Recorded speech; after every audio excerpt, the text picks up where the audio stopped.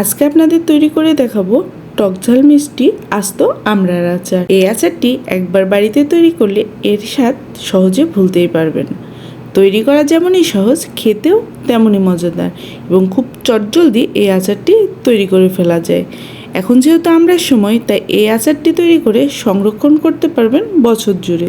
তবে চলুন চটপট রেসিপিটি দেখে নিই। এই জন্য এখানে আমরা নিয়ে নিয়েছি 500 গ্রাম বা হাফ কেজি। আমড়াগুলো আমি মিডিয়াম সাইজে নিয়ে নিয়েছি। এখন আমড়াগুলো আমি খোসা ছাড়িয়ে খুব ভালো করে পরিষ্কার করে ধুয়ে নিয়েছি। একটি টিস্যু পেপারের সাহায্যে আমড়াগুলো আমি খুব ভালো করে মুছে নেব। আপনারা চাইলে যে কোনো সুতি কাপড় দিয়ে আমড়ার গায়ের জলগুলো মুছে নিতে পারেন। এতে করে আমড়ার আচারটি সংরক্ষণ করে কোনো ধরনের ফাঙ্গাস পড়বে না। এখন একটি নাইফের সাহায্যে আমি আমড়ার গায়ে খুব ভালো করে চিড়ে নিচ্ছি।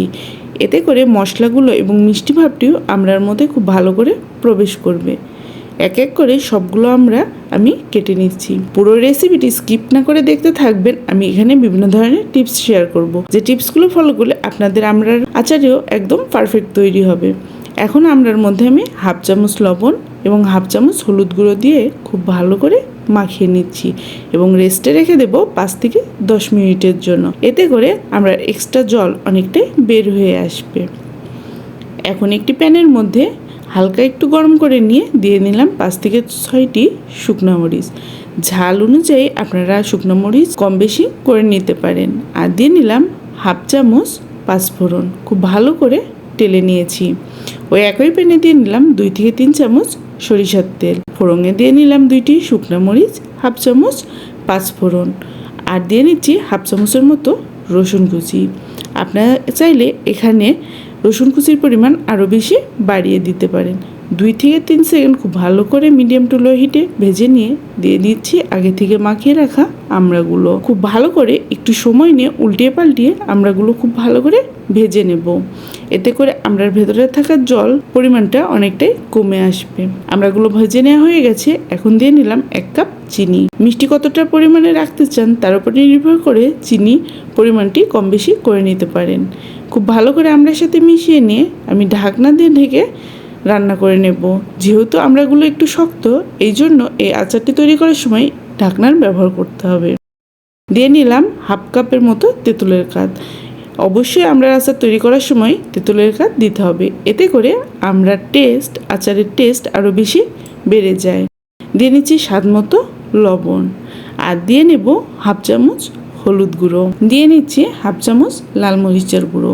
মশলা দিয়ে খুব ভালো করে আমরা মিশিয়ে নিচ্ছি এবং ঢাকনা দিয়ে ঢেকে মিডিয়াম টু লো হিটে রান্না করে নেব সিদ্ধ না হয়ে আসা পর্যন্ত। দেখতেই পাচ্ছেন আমড়ার কালার অনেকটাই চেঞ্জ হয়ে গেছে। আশা করি আমার আজকের এই আস্ত আমড়ার আচার রেসিপিটি আপনাদের কাছে অনেক ভালো লাগবে। যদি ভালো লাগে অবশ্যই ফ্রেন্ডস এবং ফ্যামিলির মধ্যে শেয়ার করবেন এবং আমার চ্যানেল সাবস্ক্রাইব করে আমার চ্যানেলের পাশেই থাকবেন।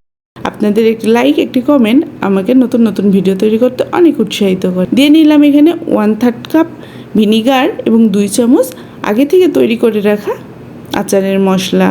এই মশলাটি ব্যবহার করলে আচারের টেস্ট আরও বেশি দ্বিগুণ হয়ে যায় এবং ভিনিগার ব্যবহার করার কারণে আচারটি সংরক্ষণ করতে পারবেন বছর পর্যন্ত। দেখতেই পাচ্ছেন কত সুন্দর আমড়াগুলো সিদ্ধ হয়ে গেছে এবং ভেতরে কোনো অংশই একদমই শক্ত নেই। এই পর্যায়ে আমি চুলার আঁচটি নিভিয়ে দেব। ঠান্ডা হয়ে গেলে এই আচারটি আরো একটু শক্ত হয়ে যাবে। আজকের টিপসগুলো ফলো করলে আপনাদের আমড়ার রেসিপিও একদম পারফেক্ট হবে।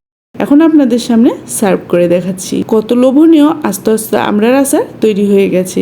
ছোট থেকে বড় সবাই এই আচার খেতে অনেক পছন্দ করবে। এই আচার সম্পর্কে যদি কোনো প্রশ্ন থাকে অবশ্যই আমাকে কমেন্ট বক্সে জানাবেন। আমি চেষ্টা করব সেই প্রশ্নগুলোর উত্তর দেওয়ার জন্য। আর যদি আমরা আর কোনো আচারের রেসিপি আমার কাছে দেখতে চান তাহলে অবশ্যই কমেন্ট বক্সে জানাবেন। সেই রেসিপিটিও আপনাদের মধ্যে খুব সহজভাবে এবং অল্প উপকরণ দিয়ে তৈরি করে দেখাবো। আমরা আপনাদের ভেঙে দেখাচ্ছি কতটা জুসি এবং ভেতর থেকে একদম নরম হয়ে গেছে। তবে আজকে এই পর্যন্তই। নতুন একটা রেসিপি নিয়ে হাজির হয়ে যাব। ততক্ষণ পর্যন্ত সবাই সুস্থ থাকবেন, ভালো থাকবেন। ধন্যবাদ সবাইকে।